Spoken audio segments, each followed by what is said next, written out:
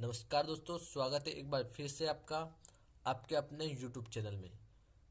तो प्यारे दोस्तों, आज के इस वीडियो में हम बात करने वाले हैं वर्ग किसे कहते हैं, वर्ग की परिभाषा उदाहरण सहित जो है आज के इस वीडियो में हम दोस्तों देखने वाले हैं।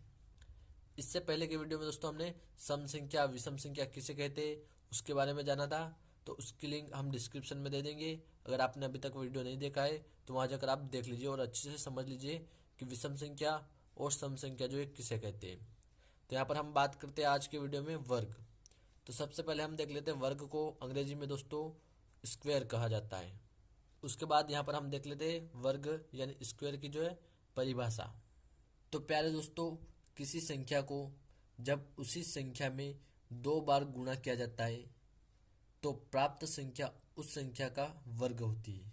एक बार फिर से देखेंगे, यहाँ पर हम किसी संख्या को जब उसी संख्या में दो बार गुणा किया जाता है, क्या बोल रहा है, जब हम किसी संख्या को उसी में दो बार गुणा करेंगे तो जो हमें संख्या प्राप्त होगी उसे हम वर्ग कहेंगे। अब दोस्तों यहाँ पर हम इसको उदाहरण से समझते हैं ताकि और अच्छे से जो है आपको समझ में आ जाए। हम मान लेते हैं किसी संख्या को, किसी से एक संख्या को हम ले लेते हैं यहाँ पर, यानी 3 को हम ले लेते हैं। जब उसी संख्या में दो बार गुणा किया जाता है, यहाँ पर कहा गया जब उसी संख्या में दो बार गुणा किया जाता है, यानी यह जो संख्या है 3, इसको हम दो बार गुणा कर देते हैं इसी में, यानी 1 और 2 बार।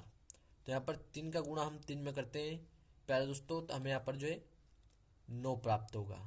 अब यहाँ पर दोस्तों जो है 3 जो है यहाँ पर हम लिख लेते हैं 3 बराबर, हमने 3 का वर्ग निकाला है।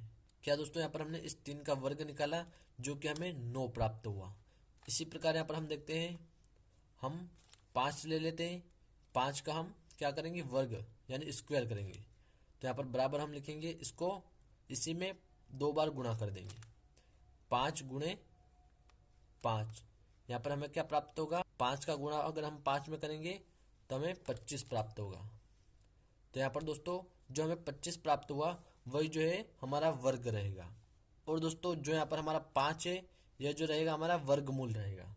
तो दोस्तों वर्गमूल के बारे में हम और अच्छे से समझेंगे इसके अगले वीडियो में, उसकी परिभाषा वर्गमूल किसे कहते हैं। इस प्रकार से इसके अगले वीडियो में हम वर्गमूल के बारे में भी और अच्छे से बात करने वाले हैं। तो अभी आप केवल वर्ग को समझ लीजिए अच्छे से कि वर्गमूल किसे कहते हैं। एक बार फिर से देख लीजिए अगर आपको समझ में नहीं आया है तो। यहाँ पर हम एक संख्या और ले लेते हैं, 7 को हम ले लेते हैं। 7 का अगर हम स्क्वायर करते हैं बराबर 7 गुणे 7। इस संख्या का हम स्क्वायर कर रहे हैं, इसलिए इसी संख्या का हम एक बार इसमें गुणा कर देंगे। तो यहाँ पर हमें इसका जो है वर्ग प्राप्त हो जाएगा।